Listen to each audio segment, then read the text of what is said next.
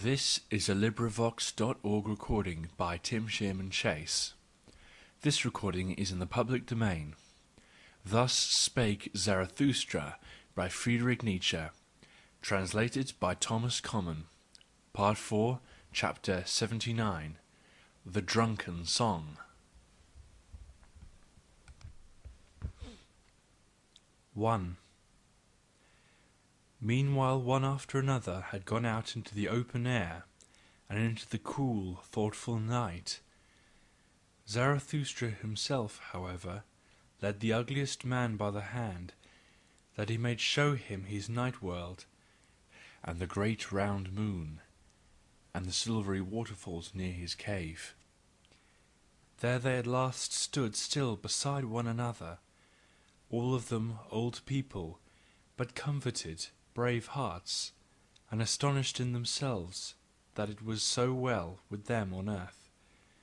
The mystery of the night, however, came nigher and nigher to their hearts, and anew Zarathustra thought to himself, "Oh, how well do they now please me, these higher men!" But he did not say it aloud, for he respected their happiness and their silence. Then, however, there happened that which in this astonishingly long day was most astonishing. The ugliest man began once more, and for the last time, to gurgle and snort. And when he had at length found expression, behold, there sprung a question plump and plain out of his mouth, a good, deep, clear question which moved the hearts of all who listened to him. "My friends, all of you," said the ugliest man, "what think ye, for the sake of this day? I am for the first time content to have lived my entire life, and that I testify so much is still not enough for me. It is worth while living on earth one day, one festival with Zarathustra, hath taught me to love the earth. Was that life? Will I say unto death? Well, once more! My friends, what think ye? Will ye not, like me, say unto death, Was that life? For the sake of Zarathustra, well, once more!" Thus spake the ugliest man. It was not, however, far from midnight. And what took place then, think ye? As soon as the higher men heard this question, they became all at once conscious of their transformation and convalescence, and of him who was the cause thereof. Then did they rush up to Zarathustra, thanking, honouring, caressing him, kissing his hands, each in his own peculiar way, so that some laughed and some wept. The old soothsayer, however, danced with delight, and though he was then, as some narrators suppose, full of sweet wine, he was certainly still fuller of sweet life, and had renounced all weariness. There are then even those who narrate that the ass then danced, for not in vain had the ugliest man previously given it wine to drink. That may be the case, or it may be otherwise, and if in truth the ass did not dance that evening, there nevertheless happened then greater and rarer wonders than the dancing of an ass would have been.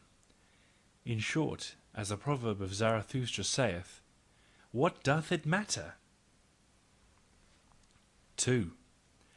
When, however, this took place with the ugliest man, Zarathustra stood there like one drunken, his glance dulled, his tongue faltered, and his feet staggered.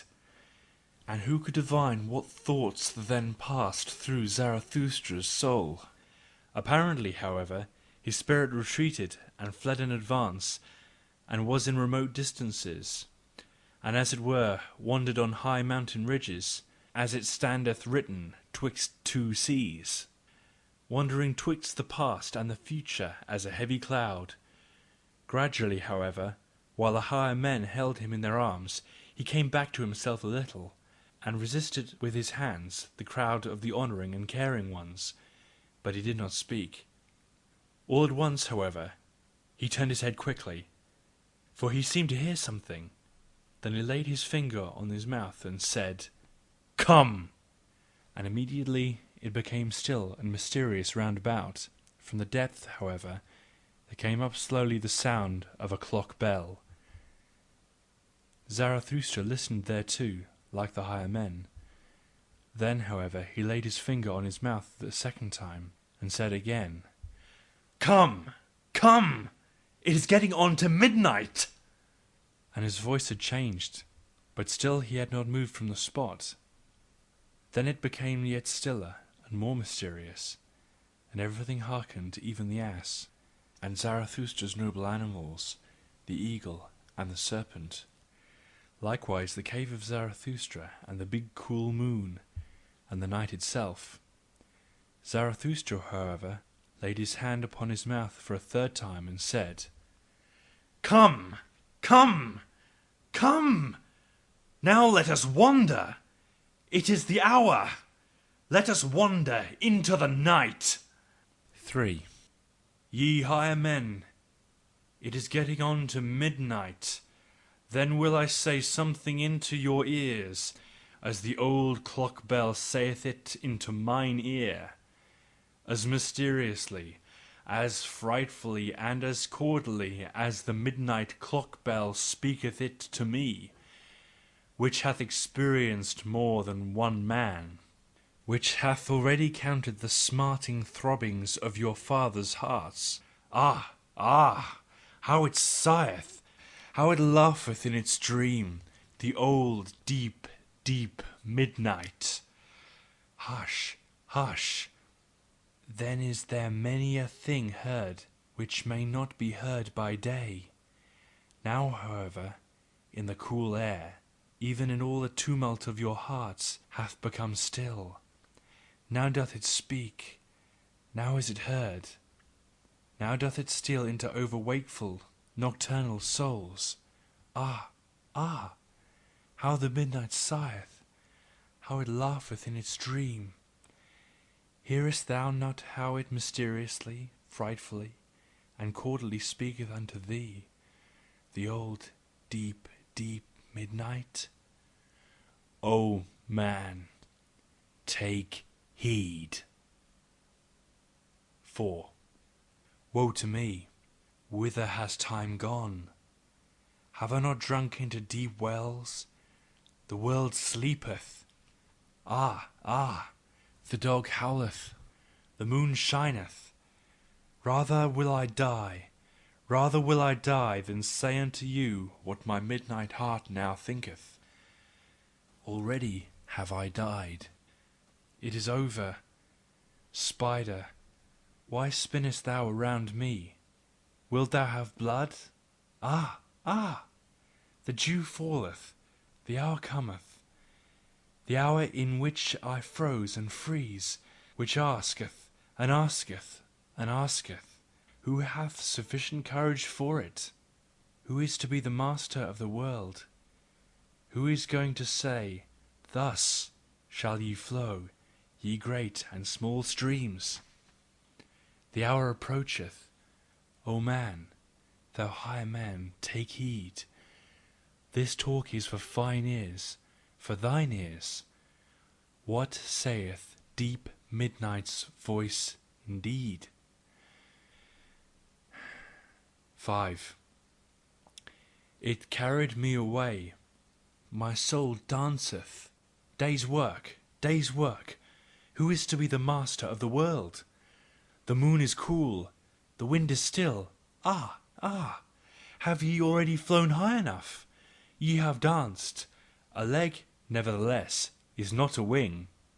Ye good dancers, now is all delight over. Wine hath become lees, every cup hath become brittle, the sepulchres mutter. Ye have not flown high enough. Now do the sepulchres mutter. Free the dead! Why is it so long night? Doth not the moon make us drunken? Ye higher men, free the sepulchres, awaken the corpses. Ah! Why doth the worm still burrow? There approacheth the hour. There boometh the clock bell. There thrilleth still the heart. There burroweth still the woodworm, the heartworm. Ah, ah! The world is deep. 6. Sweet lyre, I love thy tone, thy drunken, ranunculine tone. How long, how far hath come unto me thy tone from the distance, from the ponds of love, thou old clock bell, thou sweet lyre! Every pain hath torn thy heart, father pain, father's pain, forefathers' pain. Thy speech hath become ripe, ripe like the golden autumn and the afternoon, like mine anchorite heart. Thou sayest thou, the world itself hath become ripe, the grape turned brown. Now doth it wish to die of happiness. Ye higher men, do you not feel it? There welleth up mysteriously an odour, a perfume and odour of eternity, a rose blessed, brown, gold wine odour of old happiness, of drunken midnight death happiness, which singeth, the world is deep, and deeper than the day could read. 7. Leave me alone, leave me alone. I am too pure for thee. Touch me not. Hath not my world just now become perfect? My skin is too pure for thy hands. Leave me alone, thou dull, doltish, stupid day. Is not the midnight brighter? Thy purest are to be the masters of the world, the least known, the strongest, the midnight souls. Who is brighter and deeper than any day? O day, thou gropest for me? Thou feelest for my happiness? For thee I am rich, lonesome, a treasure pit, a gold chamber? O world, thou wantest me? Am I worldly for thee? Am I spiritual for thee? Am I divine for thee? But day and world, ye are too coarse. Have cleverer hands grasped after deeper happiness, after deeper unhappiness? Grasp after some God, grasp not after me. Mine unhappiness, my happiness is deep. Thou strange day, but yet I am no God, no God's hell. Deep is its woe. 8. God's woe is deeper, thou strange world! Grasp at God's woe, not at me! What am I? A drunken sweet lyre, a midnight lyre, a bell-frog, which no one understandeth, but which must speak before deaf ones, ye higher men. For ye do not understand me. Gone, gone, O youth, O noontide, O afternoon! Now have come evening and night and midnight. The dog howleth, the wind. Is the wind not a dog? It whineth, it barketh, it howleth. Ah, ah! How she sigheth, how she laugheth, how she wheezeth and panteth, the midnight! How she just now speaketh soberly, this drunken poetess! Hath she not perhaps overdrunk her drunkenness? Hath she not become over-awake? Doth she ruminate? Her woe doth she ruminate over in her dream, the old deep midnight, and still more her joy. For joy, although woe be deep, joy is deeper still than grief can be. 9. Thou grapevine, why dost thou praise me? Have I not cut thee? I am cruel? Thou bleedest. What meaneth thy praise of my drunken cruelty? Whatever hath become perfect, everything mature wanteth to die, so sayest thou. Blessed, blessed be the vintner's knife! But everything immature wanteth to live, alas! Woe saith, hence, go, away, thou woe! But everything that suffereth wanteth to live, that it must become mature and lively and longing, longing for the further, the higher, the brighter. I want heirs, so saith everything that suffereth. I want children, I do not want myself. Joy, however, doth not want heirs, it doth not want children. Joy wanteth itself, it wanteth eternity, it wanteth reoccurrence, it wanteth everything eternally like itself. Woe saith, break, bleed, thou heart, wander, thou leg, thy wing, fly, onward, upward, thou pain. Well, cheer up, O my old heart. Woe saith, hence, go. 10. Ye higher men, what think ye? Am I a soothsayer? Or a dreamer? Or a drunkard? Or a dream reader? Or a midnight bell? Or a drop of dew? Or a fume and fragrance of eternity? Hear ye it not? Smell ye it not? Just now hath my world become perfect. Midnight is also midday. Pain is also a joy. Curse is also a blessing. Night is also a sun. Go away, or ye will learn that a sage is also a fool. Said ye ever yea to one joy? O my friends, then say ye yea also to all woe. All things are enlinked, enlaced, and enarmoured. Want ye ever once to come twice? Said ye ever, thou pleasest me happiness? Instant, moment, then wanted all ye all to come back again. All anew, all eternal, all enlinked, enlaced, and enarmoured. Oh, then did ye love the world! Ye eternal ones, ye loved it eternally, and for all time, and also unto woe did ye say, hence, go, but come back, for all joys want eternity. 11.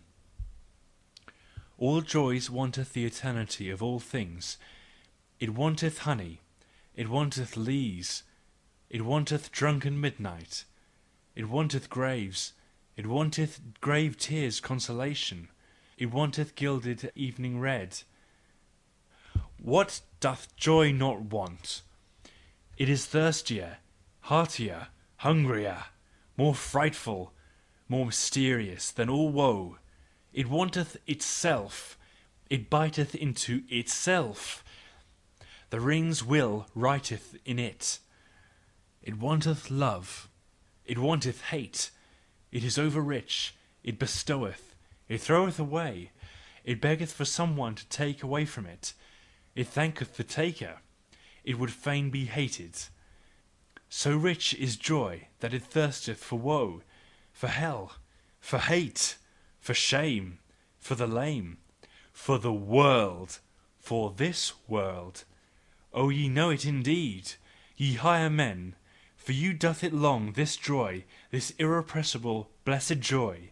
For your woe, ye failures, for failures longeth all eternal joy. For joys all want themselves, therefore do ye also want grief. O happiness, O pain, O break thou heart, ye higher men, do learn it. The joys want eternity. Joy wanteth eternity of all things. They want deep, profound eternity. 12. Have ye now learned my song? Have ye divined what it would say? Well, cheer up, ye higher men, sing now my roundelay. Sing now yourselves the song, the name of which is once more, the signification of which is unto all eternity. Sing, ye higher men, Zarathustra's roundelay. O man, take heed. What saith deep midnight's voice indeed? I slept my sleep, from deepest dream I woke and plead. The world is deep, and deeper than the day can read. Deep is its woe, joy deeper still than grief can be. Woe saith, hence, go! But joys all want eternity, want deep, profound eternity. End of Part 4, Chapter 79. The Drunken Song.